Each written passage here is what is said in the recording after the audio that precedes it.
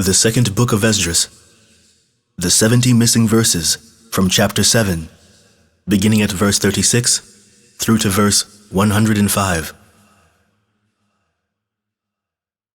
The pit of torment shall appear, and opposite it shall be the place of rest, and the furnace of hell shall be disclosed, and opposite it the paradise of delight. Then the Most High will say to the nations that have been raised from the dead, "Look now, and understand whom you have denied, whom you have not served, whose commandments you have despised. Look, on this side and on that. Here are delight and rest, and there are fire and torments."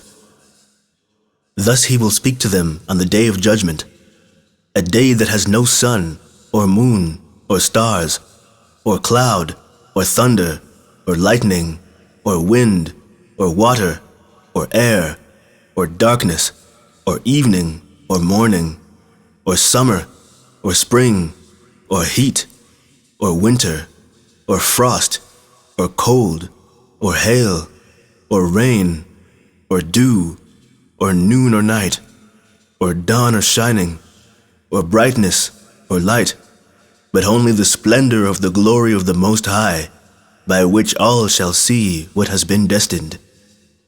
It will last as though for a week of years. This is my judgment, and its prescribed order, and to you alone have I shown these things. I answered and said, "O sovereign Lord, I said then, and I say now, blessed are those who are alive and keep your commandments. But what of those for whom I prayed? For who among the living is there that has not sinned, or who is there among mortals that has not transgressed your covenant? And now I see that the world to come will bring delight to few, but torments to many. For an evil heart has grown up in us, which has alienated us from God, and has brought us into corruption and the ways of death, and has shown us the paths of perdition, and removed us far from life. And that not merely for a few, but for almost all who have been created." He answered me and said, "Listen to me, Ezra, and I will instruct you, and will admonish you once more. For this reason the Most High has made not one world, but two, inasmuch as you have said that the righteous are not many but few, while the ungodly abound. Hear the explanation for this. If you have just a few precious stones, will you add them to lead and clay?"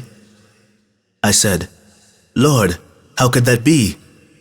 And he said to me, "Not only that, but ask the earth, and she will tell you. Defer to her, and she will declare it to you. Say to her, you produce gold and silver and bronze and also iron and lead and clay. But silver is more abundant than gold, and bronze than silver, and iron than bronze, and lead than iron, and clay than lead. Judge therefore which things are precious and desirable, those that are abundant, or those that are rare." I said, "O sovereign Lord, what is plentiful is of less worth, for what is more rare is more precious." He answered me and said, "Consider within yourself what you have thought. For the person who has what is hard to get rejoices more than the person who has what is plentiful. So also will be the judgment that I have promised. For I will rejoice over the few who shall be saved, because it is they who have made my glory to prevail now, and through them my name has now been honored. I will not grieve over the great number of those who perish, for it is they who are now like a mist, and similar to a flame and smoke. They are set on fire, and burn hotly, and are extinguished."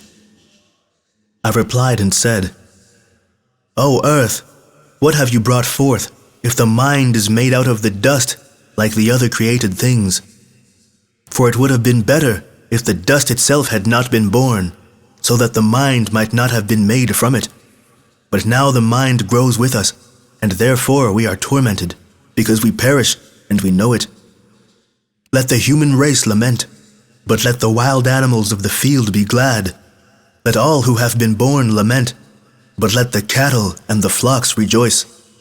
It is much better with them than with us, for they do not look for a judgment, and they do not know of any torment or salvation promised to them after death. What does it profit us that we shall be preserved alive, but cruelly tormented? For all who have been born are entangled in iniquities, and are full of sins, and burdened with transgressions. And if after death we were not come into judgment, perhaps it would have been better for us. He answered me and said, When the Most High made the world, and Adam, and all who have come from him, he first prepared the judgment, and the things that pertain to the judgment. But now, understand from your own words, for you have said that the mind grows with us.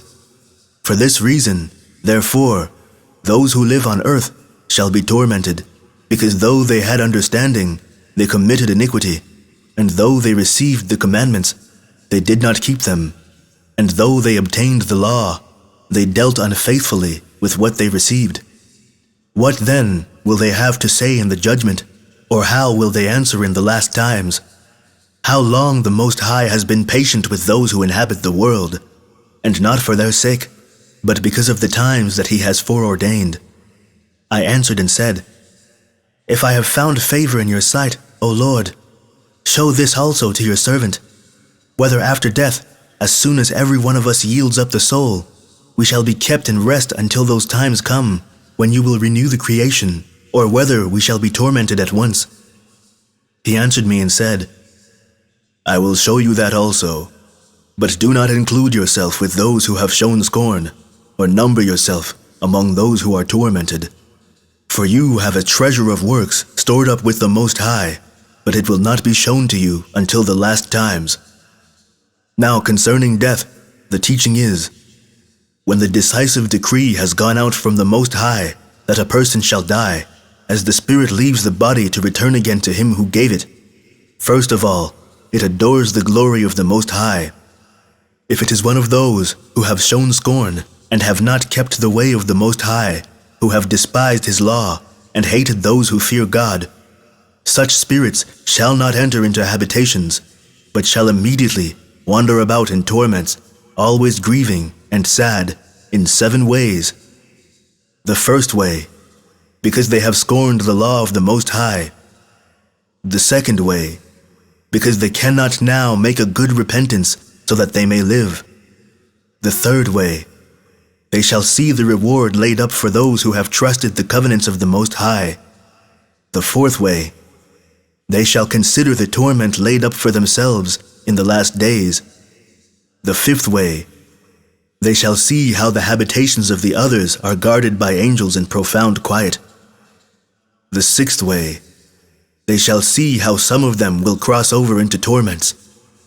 The seventh way, which is worse than all the ways that have been mentioned, because they shall utterly waste away in confusion, and be consumed with shame, and shall wither with fear at seeing the glory of the Most High, in whose presence they sinned while they were alive, and in whose presence they are to be judged in the last times.